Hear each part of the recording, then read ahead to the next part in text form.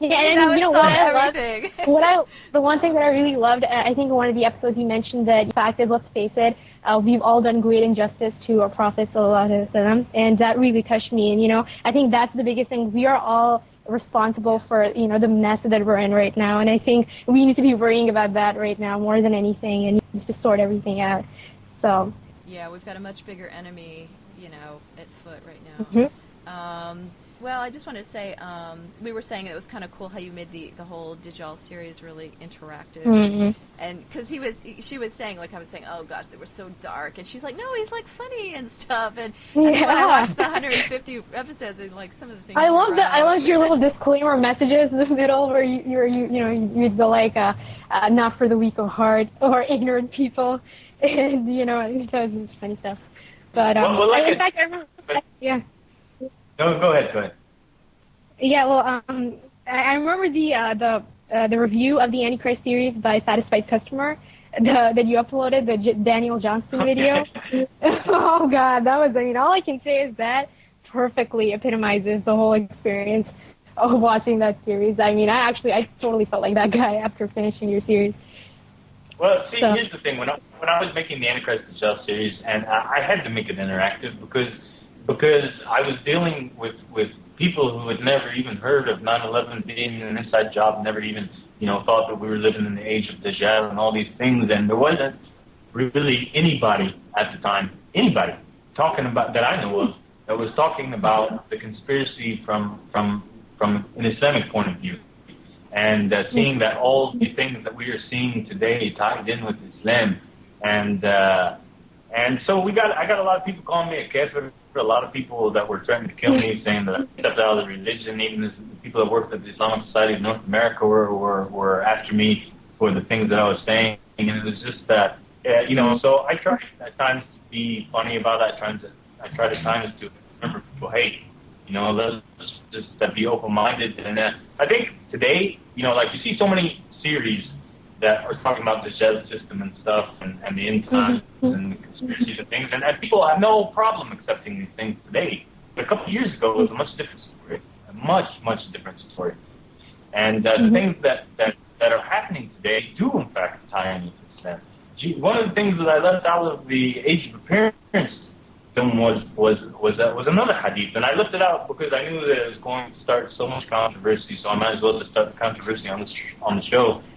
But there's a hadith from the Ahlul Bayt that talks about before the Sufyani coming out, it would be khurub Masr al-Yamani al-Sufyani, which means the emergence of an Egyptian and a Yemeni. And this hadith is mentioned in the book of Ali Qurani's Age of Appearance, and he talks about it, and in his commentary, he says that the Egyptian, the way that the hadith is worded in Arabic, it gives more power to the Egyptian than it does to the Yemeni. And the two characters that will appear before the emergence of the Sufyani, who is the arch nemesis of the Mahdi, and that these two characters would remain in the minds of the people until the emergence of the Sufyani. Now, who are two prominent people that are in the minds of Muslims today?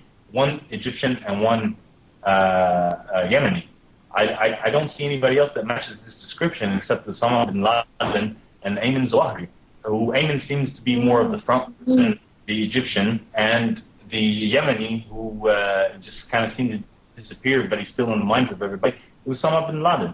And that's kind of like the indirect implication that Ali Qurani gives in his book, Age of Appearance, and Allah Alam about the truth of it. But I think that all these little things that are coming together, and and then we have people that are matching the characteristics of the Yemeni and the Khurasani and all these things. It's things that we need to pay attention to. So, and the section in the Age of Appearance that talked about King Abdullah, right? Yep. There's a hadith that also talks about the same King Abdullah, and it says that this King Abdullah, who would be the one who would die right before the emergence of the Mahdi, would have a brother who would have the name of an animal. Okay? Well, this King Abdullah, he really did have a brother, King Fahd, who ruled before him. And what does Fahd mean? Fahd is the Arabic word for leopard. So we have another teaching of prophecy, and these things are important. I know that it's just to look at the words and Yeah, I know watching The Age of Appearance, I was just like, wow, I mean, this is just an amazing piece of work to tie up the hadith with actual current events. I don't even know how you pulled that off. I mean, wow. Yeah. So, I mean, I guess your whole purpose of making that is just to get, like I think Akanar said, you know, get people thinking about the end times. You know, quit playing video games and, you know, it's time to get serious. If you were planning to get serious, you know, there's just no time to waste. All the signs are here. And that's why I think, you know, it's like a mercy of Allah. All these signs are right here. And, you know, it's like I said, you know, how I was able to sort of see in the eyes of the people. Like, I'm wondering, like, okay, I was watching They Live last night, right? You know the movie, right? Where the guy puts on the glasses and he can see the truth.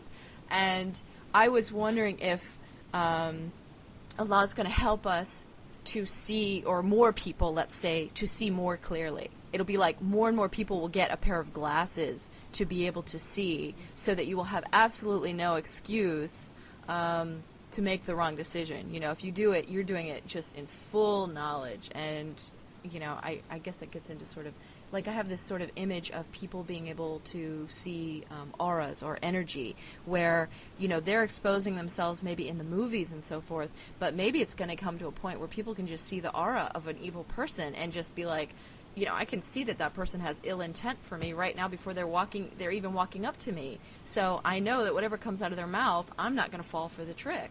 And wouldn't that just be like just a great tool to have, to just be able to walk through life and just be able to feel, you know, who's got good intent and who's got not so good intent, and, you know, because this life is sort of like a minefield. I sort of see it like this, you know, in a sense like a minefield. Oh my goodness. Well, there's Susan, that talk about exactly what you're talking about. Groups of people that are scattered around the world that act as mumahidun al-Mahdi, who act as they pave the path for the Mahdi before he comes out, and that they're scattered throughout the world, and they have no friends in the world except each other, and that when one of them dies, nobody will come to the funeral except, you know, these people, and that they do work to spread and help open the eyes for the Mahdi. And one of the things that happens before the emergence of the Mahdi is the establishment of a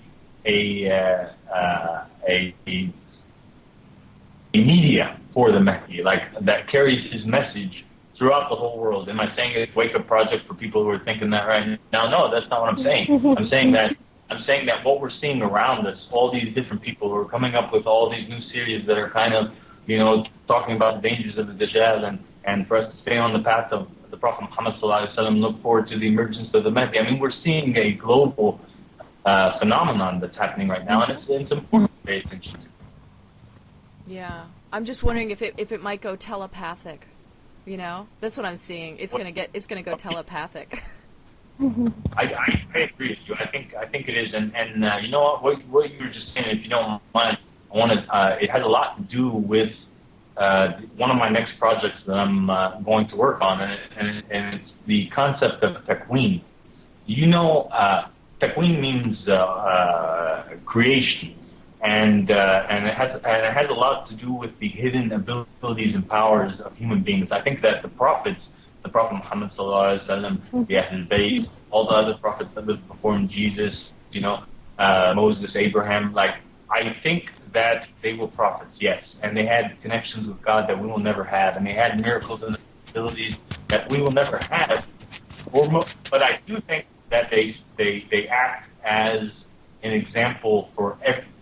You know, they're the perfect human being that show us what we as human beings are capable of. Our potential. I mean, yeah, our potential. I mean, even Jesus in the Bible says, you know, most assuredly I say to you, he who believes in me, the works that I do, he will also do. And greater works than these he will do, because I go to my Father. You know, John 14:12, and then in Matthew 17:20, Jesus says that we don't have enough faith. That's why we're not accessing these abilities. He says, I tell you the truth. If you had faith even as small as a mustard seed, you could say to this mountain, from here to there, and it would move. Nothing would be impossible. And you know, go ahead. Well, I was going to say, it's exactly that belief that, you know, keeps me hanging on and going for things that may seem crazy to people. I feel that day is so around the corner for so many people that we're just going to tap into these powers. And, you know, the things that we look at and fear, these guys, the New World Order and the microchip and all that, they're nothing. They're going to be absolutely nothing in the face of these abilities or these potentials for whoever gets to tap into them. Inshallah, I'd be one of them. But, you know. Inshallah, we all are one of them, except not the bad guys.